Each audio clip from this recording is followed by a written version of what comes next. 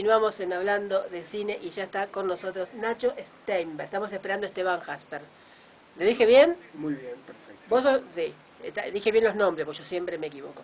¿Qué son los directores, sí, y investigadores del Triángulo Rosa y la cura nazi para la homosexualidad? Yo la verdad cuando leí todo esto dije, no sé lo que estoy leyendo, es una locura. El documental, ¿no?, es excelente, el desarrollo es excelente. Y además porque también nos habla después de un médico que apareció acá, que ya me vas a contar, ¿no? Pues bueno, contame un poco sobre este documental. Bueno, en principio está bien que te haya parecido una locura. La de ellos, no la de ustedes. Porque realmente lo fue. Sí. Y hablamos de la locura nazi por la pureza racial. Sí, que ya tenía lo suyo. Esto, claro, es, digamos que es el huevo de la serpiente, ¿no? Aquí está realmente fijado o anclado el tema de la película, la discriminación, la persecución, el genocidio. Y cuando encontramos esta historia, nos pareció relevante porque nos dimos cuenta que no se habló de esto históricamente, desde el nazismo para acá. No se habló de la persecución a la minoría homosexual.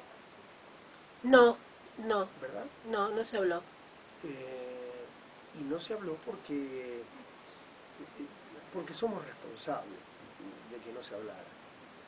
Sí, ¿no? Llegó Esteban. Llegó Esteban. Muy bien, está con nosotros Esteban. Jasper, vení, Esteban, sumate a la charla.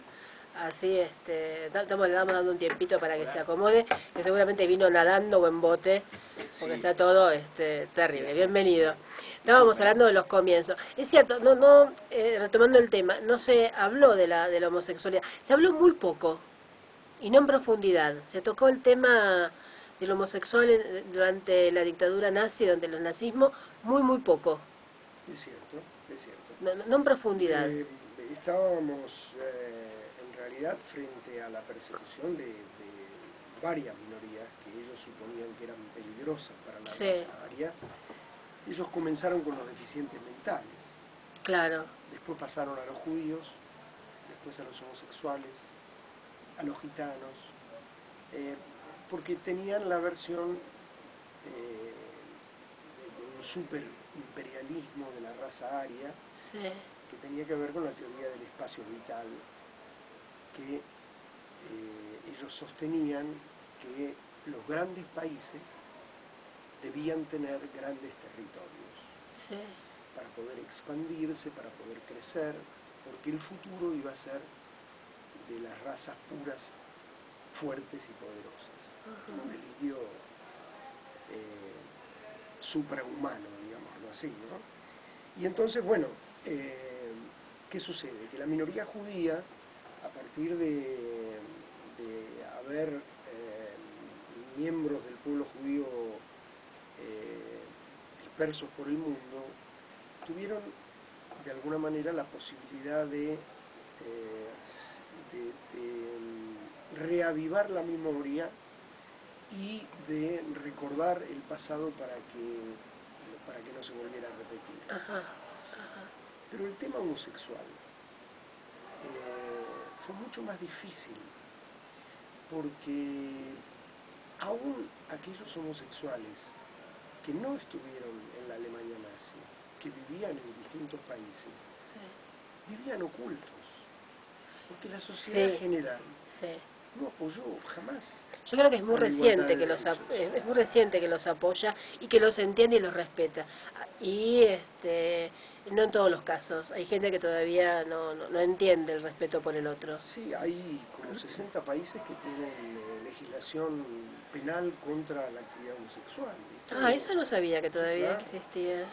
Entonces, imagínate que si estamos hablando de un tercio de los países del mundo que todavía sostiene el prejuicio formalmente, estamos todavía en un déficit importantísimo.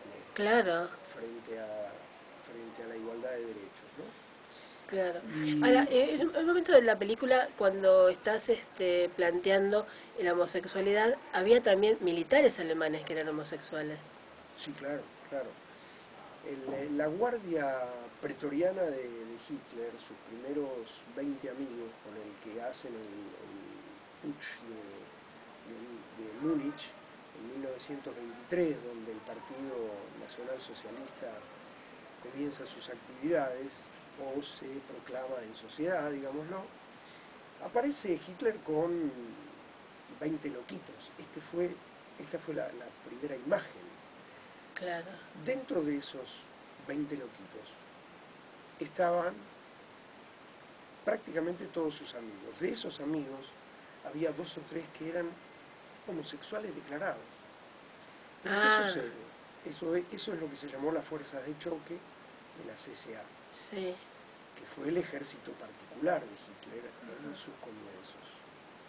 Cuando Hitler pasa a ser canciller en 1933, ya estamos hablando de la CSS y estamos hablando de un ejército regular. Sí. La CSA, que pretendían ser las milicias populares y continuar con el manejo militar, se oponían a la formación de un ejército profesional que no fuera liderado por ellos. Sí. Se da la casualidad que cuando Hitler se inclina por el ejército regular, es decir, por las SS, y tiene que desmembrar la CSA, raramente se asesina a sus líderes que eran conocidos homosexuales, incluso uno de ellos, Ernest Röhm, amigo íntimo de Hitler. Y Hitler no reparó en esto, y aunque dijo alguna vez que le dolía mucho, lo mandó matar. No le importó nada. Nosotros en la película damos a entender que, si bien es cierto que esto no es un abierto ataque a la homosexualidad, hubo en esto un mensaje elíptico a las futuras Fuerzas Armadas, claro, prejuicioso y no permisivo, de que la actividad homosexual iba a tener su castigo. Su castigo. Cosa claro. que estaba formalizada en el Código Prusiano, donde había un artículo, el 175, que penaba severamente la homosexualidad. Ajá, mira. Así que bueno, esto fue un poco la historia del germen del prejuicio y de la persecución y del genocidio nazi. Y después hay un médico que termina trabajando acá en la Argentina, Carlos... ¿No me acuerdo el apellido? Sí. ¿Cómo es el apellido? Barnett. Barnett, no me acordaba el apellido. Fue el que hizo el experimento. Sí, fue el que hacía los experimentos. Contame el experimento que lo hablábamos antes. Bueno, que ustedes empiezan medio a plantear la historia de este médico que después terminó trabajando en la Argentina, o por lo menos contratado y cobrando, no sabemos si trabajando. No sabemos si trabajando. Pero sí cobrando, o sea, un ñoqui sí. de la época. Sí, o sea, mirá dónde viene. Bueno, Esteban en ese sentido tuvo la oportunidad de conversar con un endocrinólogo, un famoso médico que participó de la investigación respecto de Barnett, y que en la película aparece como el soporte científico de la investigación que hicimos, referido a esto de los experimentos. Entonces, yo te sugeriría que le pasemos la Dale, así dejamos palabra. hablar un poquito a Esteban. Bueno, Esteban, me contá, ¿no? Disculpen nuevamente la llegada acá. No, por favor.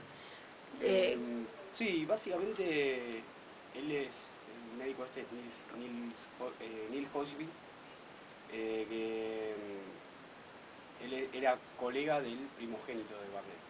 Ajá. ¿Sí? Entonces él, haciendo una búsqueda el colega de él estaba en la televisión, haciendo una búsqueda, da con la historia de Barnett padre, ¿sí? Que fue nazi, sí. médico nazi en los campos de concentración.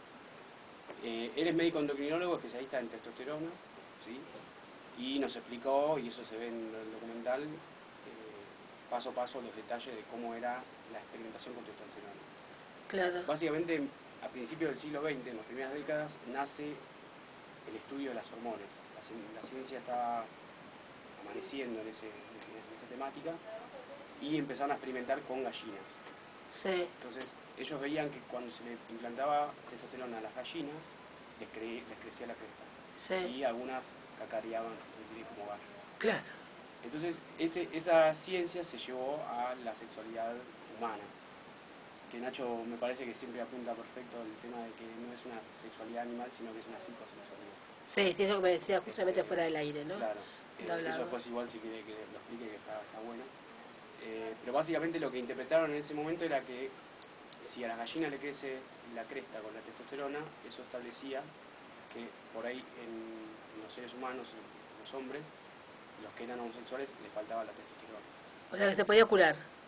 Como si fuera una enfermedad, que se podía curar. Sí, sí, en ese momento, en esa época se consideraba una enfermedad y hasta 1990 era Sí, sí, y algunos todavía lo siguen considerando una enfermedad. Claro, por eso. Lamentablemente que no respetamos al otro.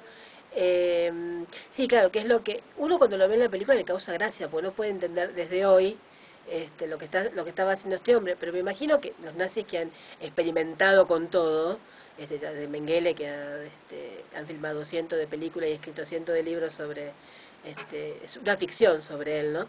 Pero ya Mengele hacía sus estudios, me imagino que harían otros que desconocemos, entre ellos lo de la homosexualidad.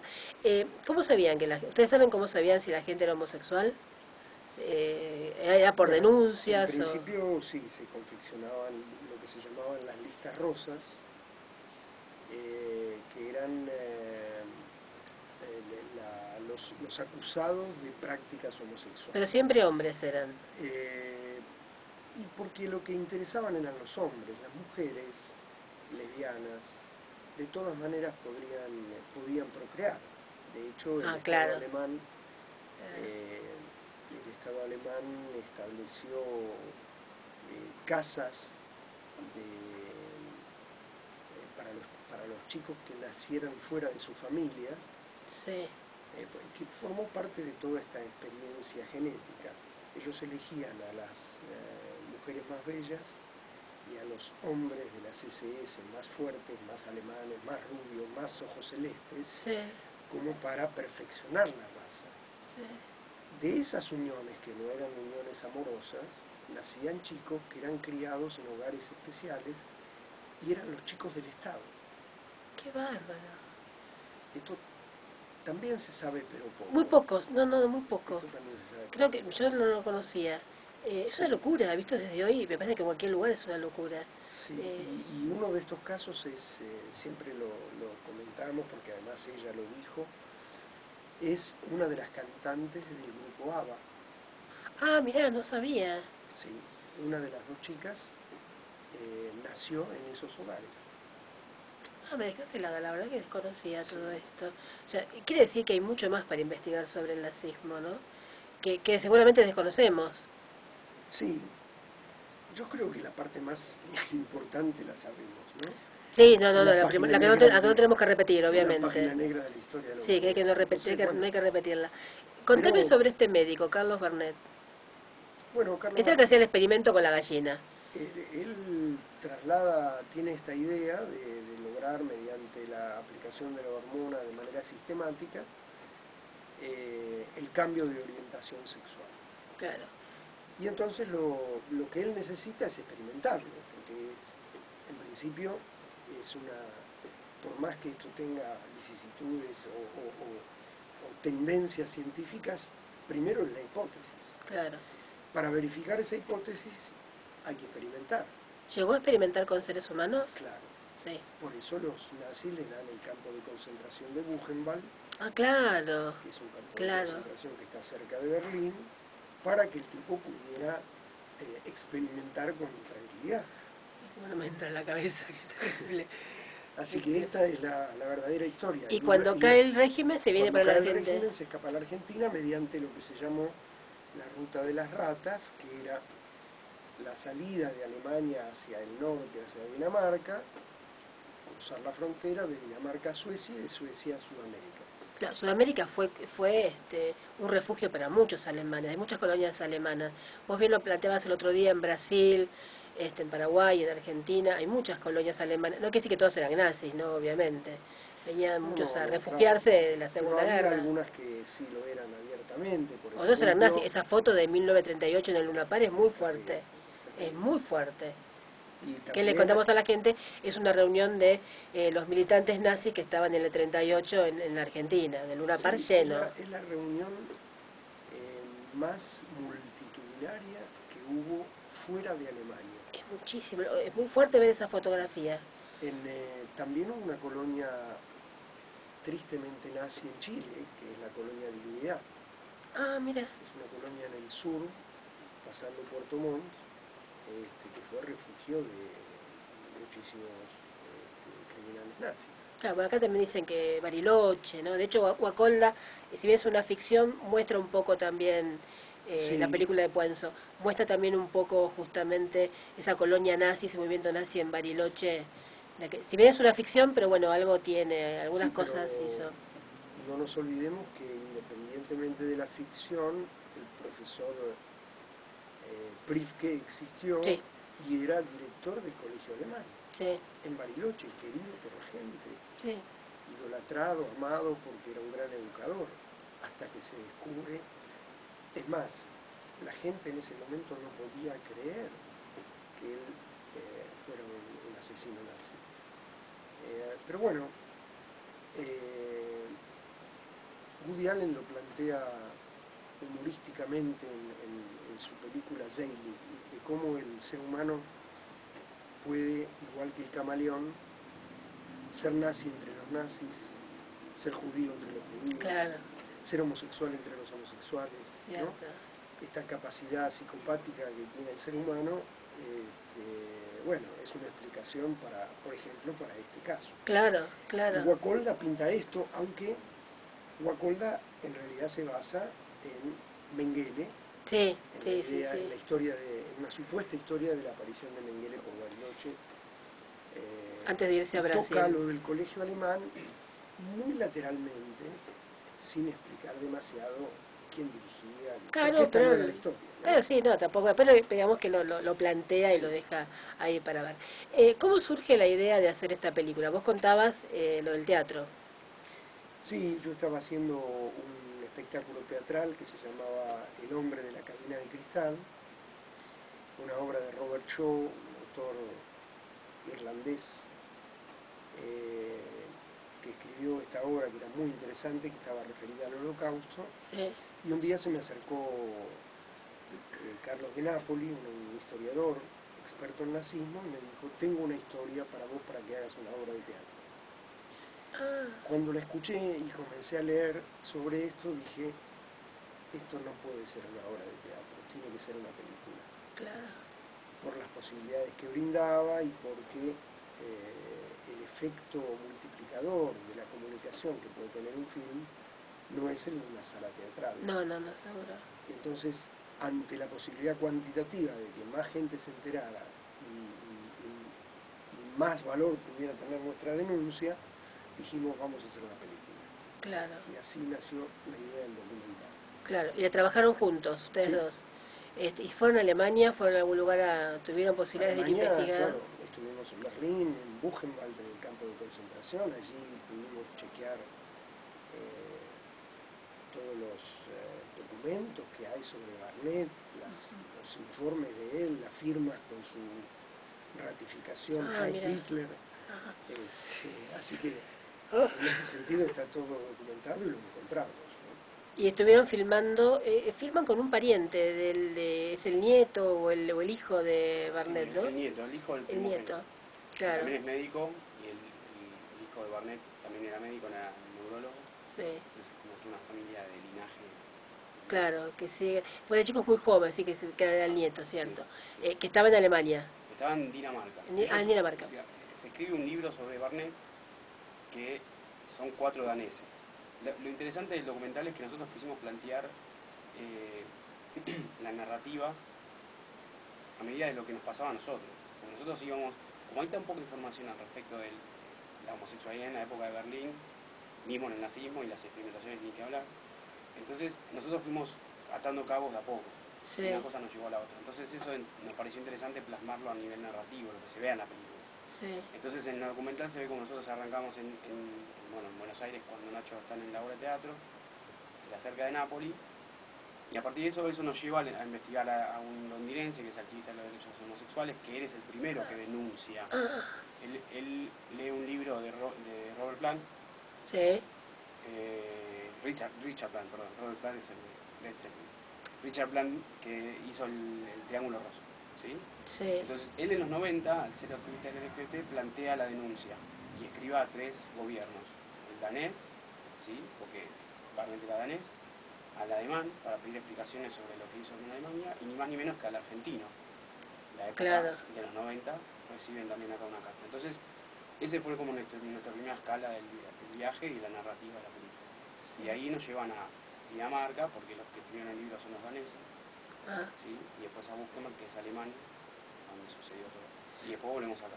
Claro, después hacen todo un recorrido que se ve, bueno, en la película, y llegan acá y salen a buscar el expediente de Barnet, que contabas algo muy simpático de las secretarias, de las recepcionistas, secretarias del ministerio, ¿no? Contabas algo muy simpático, que apareció de casualidad, digamos. Apareció de casualidad y que estaba arriba de un escritorio porque alguien había pasado 2 semanas antes. Un médico que estaba haciendo una investigación sobre bioética había pasado 2 semanas antes y había buscado ese material. Y esta chica lo encontró con tan buena suerte para nosotros que lo dejó arriba del escritorio y no lo volvió a guardar. ¡Qué suerte! Y bueno, y ese fue realmente fue el broche final para el documental, ¿no? Claro, que era el expediente donde certificaban que había trabajado en la Argentina con el sueldo, o sea que, insisto, había cobrado el sueldo, porque nunca se pudo saber si había trabajado o no. Sí, ¿Se había ejercido en algún hospital o algo? Con un contrato, no pudimos encontrar referencias del hospital. Estaba con un contrato como médico infectólogo y con el sueldo, con su dirección personal, sus huellas dactilares y bueno, nada más que eso, digamos, en el file, ¿no? Claro. En la carpeta del... Lo que pasa es que recordemos que en esa época el gobierno de turno le dio mucho cobijo a los nazis y seguramente era una manera de justificar su llegada a la Argentina, un contrato. Seguramente. Habría cientos más que desconocemos. Sí, seguramente esto tiene que ver con la red de protección nazi que había tejido la organización nazi. Que estaban avalados por los gobiernos, ¿no? Yo creo que los gobiernos... Se mezclaban con los gobiernos, seguramente había aportes de capitales como para que ellos pudieran entrar, ocultarse. Y además tenían gran admiración, los militares tenían gran admiración por los militares nazis. Bueno, así como los médicos de la época tenían admiración por la ciencia médica alemana, que era de punta, los ejércitos latinoamericanos se desarrollaron y se criaron a imagen y semejanza del prusiano. Sí, sí. Entonces, desde la marcha, manera de caminar, la ropa, los uniformes. en fin. Si miramos los de esa época eran muy similares. Sí, sí, hasta los propios americanos. La pregunta es si a nivel social éramos similares, las visiones. Por eso nosotros planteamos que es algo que lo que nosotros mostramos en el documental es algo que está pasando hoy. Claro, mundial. Porque vos hablas de nivel social y sin embargo siempre hay alguno que o está pidiendo que vengan los militares o apoya el nazismo. Que a lo mejor ni sabe lo que es el nazismo. No hablaba respecto a lo mejor ni lo sabe, ¿no? Hablaba respecto a la homosexualidad y como... Claro, no, pero vos decías de lo social. Hay muchos que te dicen que me van los militares o estoy a favor del nazismo. Ni saben lo que es el nazismo. Yo creo que no saben en profundidad de qué trataba. O salvo, bueno, que les guste lo que hacía. Pero sí a nivel social creo que no hay... Yo creo que tampoco se sabía enteramente lo que sucedía en Europa. Más allá de Europa. No, creo que no. No existía internet. No, claro. Nosotros hoy podemos ver en un Facebook qué está pasando con, no sé, en Pakistán. Claro. Mismo esta chica que ganó el premio Nobel. Es algo que... Te enterás más rápido. Pero por supuesto, y creo que hay una conexión mucho mayor. Claro. O sea, hoy con un clic puedes hacer que 5 millones de personas se enteren de algo en todo el mundo. Claro, por cosa más que uno no, a la vuelta tiene el amigo y no lo ve, no lo va a visitar, con un clic hace 5 millones de... No, claro, y en esa época bueno, era muy difícil saberlo, y yo no sé cómo sería la mentalidad de esa generación acá. También hay que pararse ahí y ver cómo pensaban, o sea, qué información y qué bajada tenían de información al pueblo. Claro. Pero visto desde hoy, ya hemos crecido un poco como para saber que no era lo correcto. ¿no? Sí, además, en realidad aquellas fotos a las que hiciste alusión, que son del 38, reflejan una época de Argentina. No nos olvidemos que en el 30 fue el golpe contra Irigoyen, claro, sube el conservadorismo más pesado, y esto se reflejó absolutamente en todo, ¿sí? hasta que llega aparece Perón y empieza a cambiar la historia. Pero realmente era una sociedad muy conservadora, la sociedad, ni que hablar de Buenos Aires, ¿no? Claro, claro. Los terratenientes por un lado, pero además la burguesía argentina en esos años era muy dura, muy pesada. No te olvides que Irigoyen le decían el peludo, ¿no? Había un prejuicio y una antipatía muy especial por los no ilustrados, ¿no? Claro, sí, sí. Entonces, bueno, el ejército sostenía esto, pero yo también recuerdo, lo conocemos, lo sabemos, Eichmann, por ejemplo, que fue apresado en la Argentina y después juzgado, uno de los mayores responsables de la masacre y responsable de la solución final del pueblo judío, llegó a la Argentina protegido por el Vaticano y por la Cruz Roja. Claro, sí. Entonces, estamos hablando de poderes internacionales o Sí. supranacionales, no solamente de conexiones locales. No, seguro. Y por otra parte, digamos, la gente o los gobernantes tenían una idea de que importando cerebros crecía la ciencia argentina. Sí. Y entonces allí no se reparaba quién era el candidato. Claro. Se veía qué es lo que traía, qué es lo que hacía, sin reparar demasiado en lo ético o en lo moral, digamos, ¿no? Sí. Tal vez sigue pasando ahora y nosotros no lo sabemos. Sí, probablemente.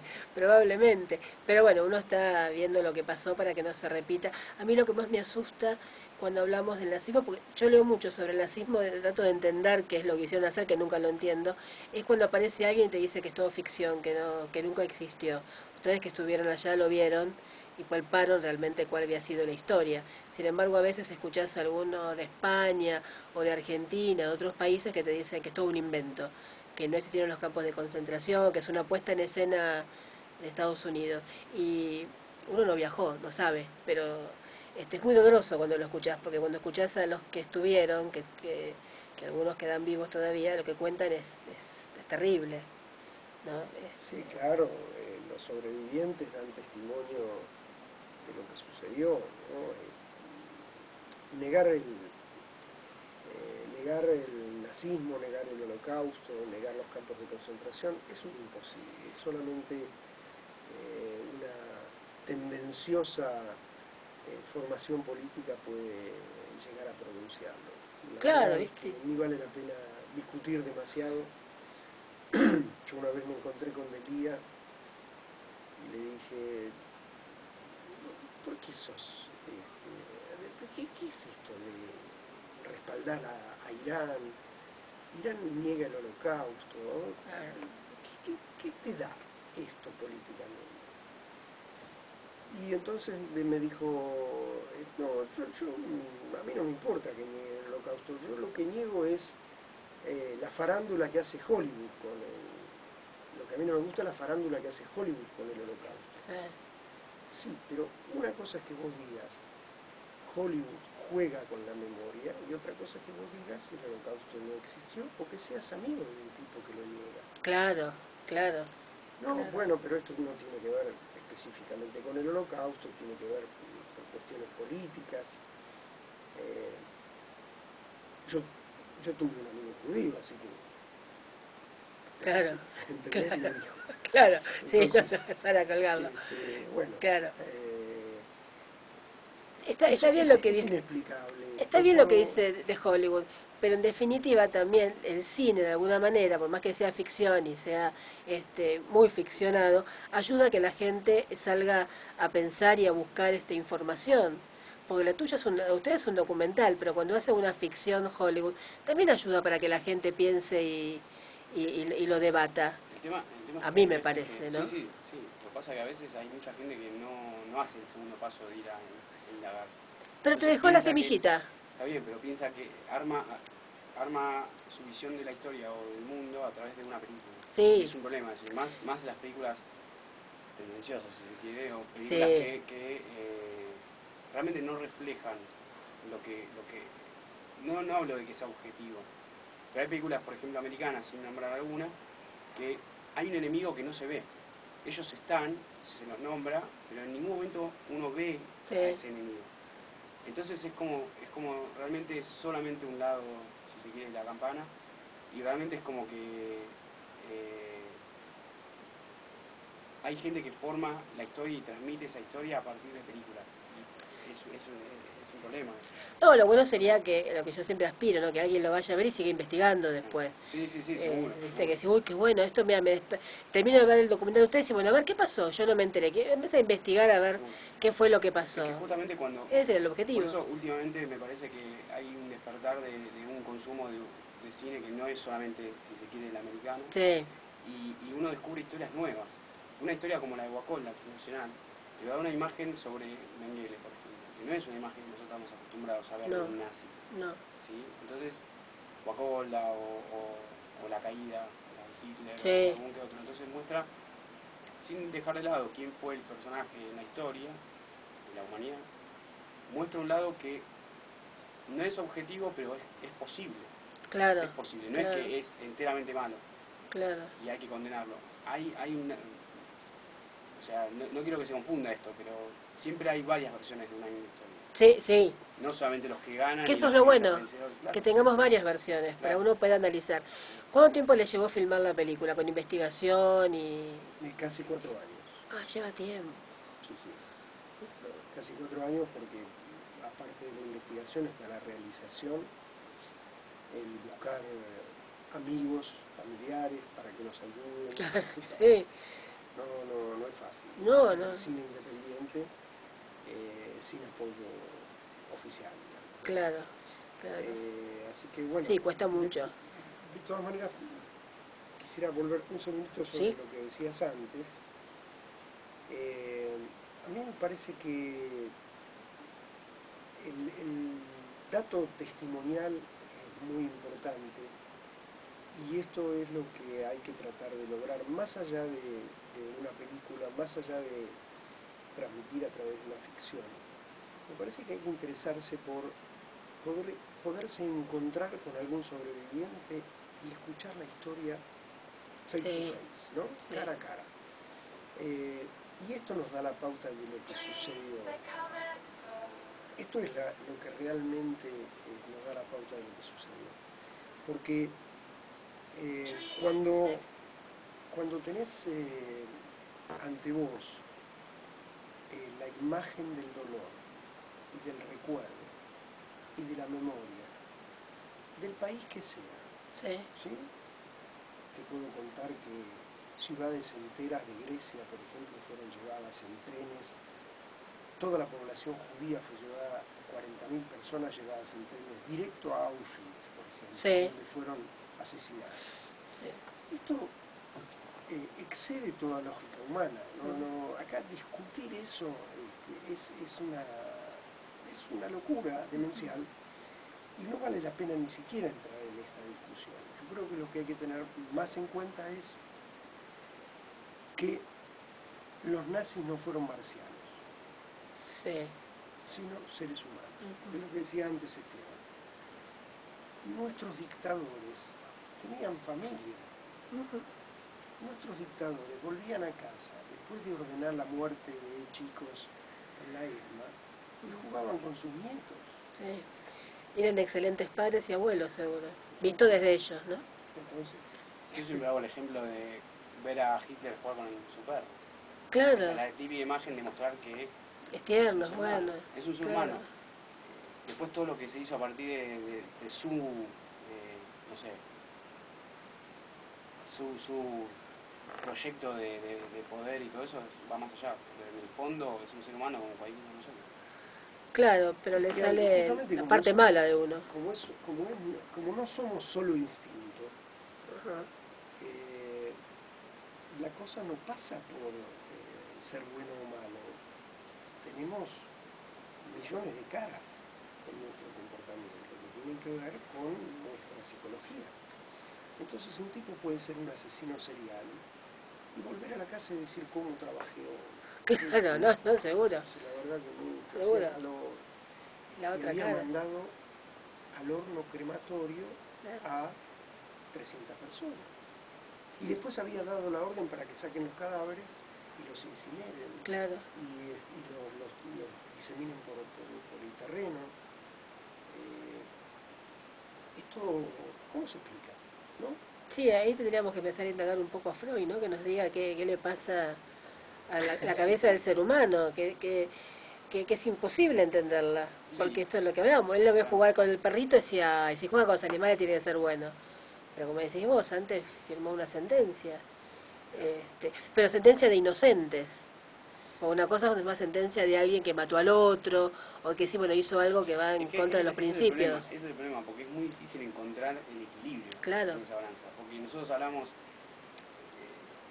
¿quién nos da el poder a nosotros para sentenciar a uno a pena de muerte o a cadenas? Y por ahí lo que él piensa de acá a 30, 40 años es como el nuevo movimiento. Sí. Y él lo pensaba hace 40 años y lo condenaron. Claro. Y eso es lo mismo que pasa con la ciencia, es el hecho de que nosotros ahora estamos, de cierta manera, mostrando la historia de Barnett y estamos hablando de las atrocidades que hizo y las experimentaciones y todo lo que uno quiera, pero hoy un activista de los derechos de los animales te diría que hoy se experimenta con animales, con chimpancés o monos o ratas o lo que sea, y que ellos protegen eso. Hoy tenemos la capacidad tecnológica para desarrollar una computadora para hacer pruebas en las computadoras. Uno prueba una vacuna en una computadora y la computadora analiza y te dice esto puede funcionar o no puede funcionar. Que mismo se está haciendo hoy en la facultad, en la UBA. Sí, igualmente grandes empresas farmacéuticas también prueban sus medicamentos con las poblaciones más humildes y más pobres. Es todo un macro. Nosotros increíblemente cuando nosotros arrancamos el documental y dijimos, bueno, ¿cómo contamos esta historia? Claro. Queríamos contar todo esto para entender de que no es que él, nosotros estamos haciendo un documental y la historia más impactante es que se experimentó para curar una homosexualidad que hoy en los años 2014 sabemos que tenemos otra mirada al respecto, sino que yo creo que lo que más es condenable y lo que más realmente nos molestó es que hayan utilizado a gente en campo de concentración para hacer esta experimentación. Claro. ¿Sí? Entonces eso es la atrocidad mayor, y por eso muchos cuando Avant Premiere o proyecciones previas que hicimos ven la película y nos preguntan sobre qué pasó en Argentina y cómo no sabemos más y cómo es esto. Nosotros nos enfocamos en qué sucedió en los campos de concentración, porque ahí me parece que es lo más aberrante. Después se pudo haber venido acá, haber hecho en su clínica que abrió en Palermo.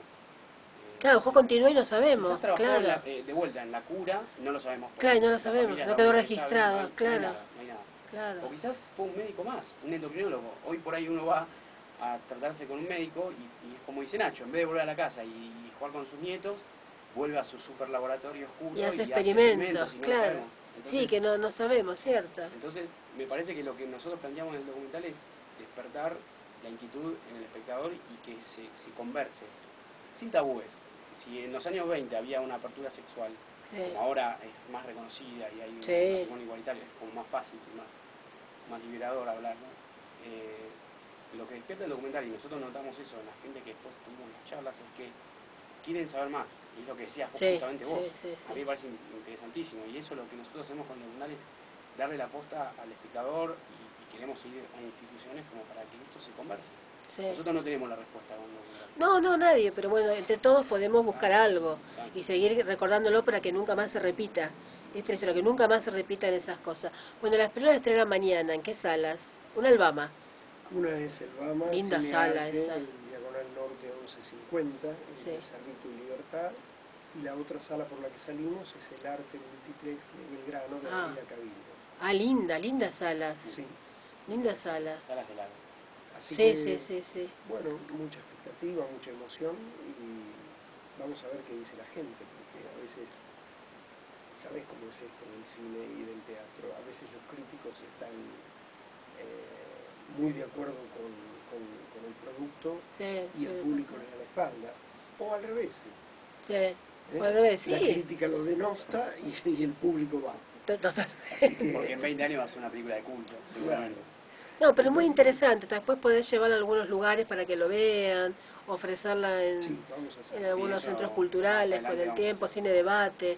La verdad que me gusta, así que vamos a estar contactados, el chicos. El 12 de noviembre fuimos invitados por la Municipalidad de Córdoba y la delegación del INADI cordobés, y vamos a hacer una función libre y gratuita allí en el cine. Vamos a hacer cine debate. ¿En qué cine, sabes? No sé, es un cine club que todavía no me pasaron el nombre, pero vamos a hacer allí una noche de cine debate que es como finalización del mes de la diversidad. Ah, está bien. Entonces nuestro propósito es es encaminarnos hacia lo institucional, lo educativo. Pensamos que puede ser un muy buen material para colegios secundarios. Sí, también lo pensaba. En fin, este fue el comienzo. Idea y pienso que vamos a poder plasmarla, ¿no? En Rosario, en junio, con el mes de la diversidad allá. Ah, mira qué bueno. Con San Pablo, Museo de la Memoria. Bueno. La LGBT nos apoya en ese sentido, así que fuimos seleccionados para el Festival de La Habana. Ah, qué bueno, felicitaciones. Y para el Festival Gay de Cine de Santo Domingo. Ajá. Así que estamos muy contentos. No van a tener mucho apoyo del público. Ojalá. Porque yo sé que seguro. Chicos, les agradezco mucho por haber venido. Bueno, continuamos con hablando de cine y vamos a...